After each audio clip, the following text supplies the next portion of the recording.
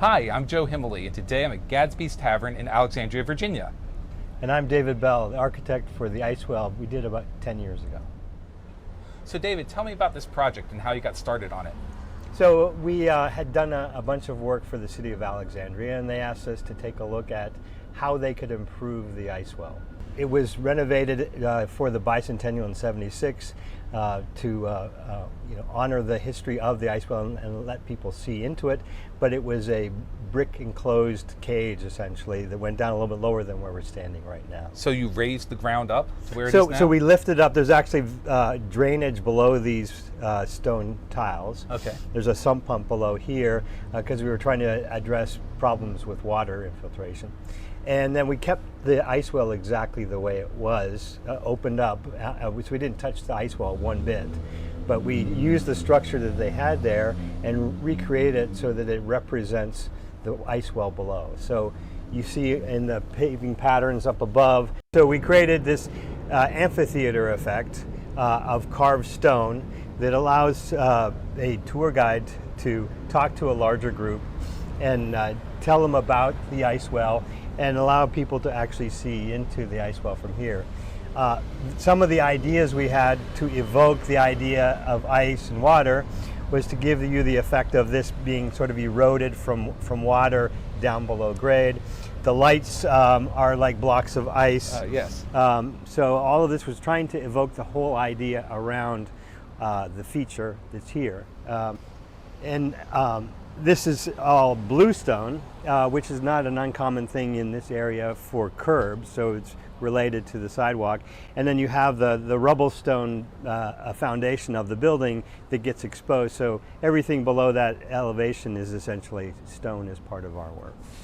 So we created a paving pattern up here that shows the perimeter of the ice well down below. Right. And then a square here where they used to feed the ice into the ice well when they harvest it from the river.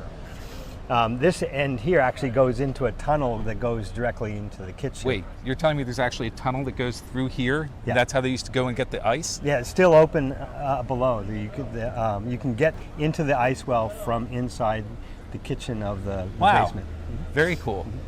And so we collaborated with the city and the Historic Preservation Office or the city's office to develop this as an exhibit. So you'll see throughout the stone is etched with information about the ice well. Talk about the idea of carved stone and the challenge of us finding people who still do that well.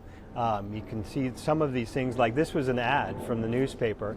Right here? Oh, so there's a reproduction of the ad from the newspaper. Right. So you see it was 8 cents per pound for ice. That's pretty expensive for the day. Pretty expensive for the day, right. Right. So I think that's really important for people to understand a little bit of what it was like back then. And that's one of the most important things for some of these sites is to really let people recognize how far we've come and how far we may go in the future. So as a feature that you want people to be able to see in, we did a number of things. One is we made it low iron glass, which means that the green color is removed, so it's actually very, very clear. And this is a reduced reflective surface so that you can still see reflections, but it's not like a typical window. So down here, the glass is open, and when you put your hand to it, it's really hot out right now. You can feel cold air pouring out. Can you tell me about that? So that demonstrates how cool the ground is and why they would use a below grade area to store ice. They would harvest it from the river and pack it into large blocks down below, insulate it with straw. And so you actually can feel that air, but it's just natural convection. There's no fans. Really? And this is a way for us to minimize moisture damage, but not actually introduce any electricity or any sound. So the senses were really important to our design. So not just being able to see, but also to be able to feel, so that people can experience the idea of an ice well from 2 centuries ago that you wouldn't necessarily recognize today.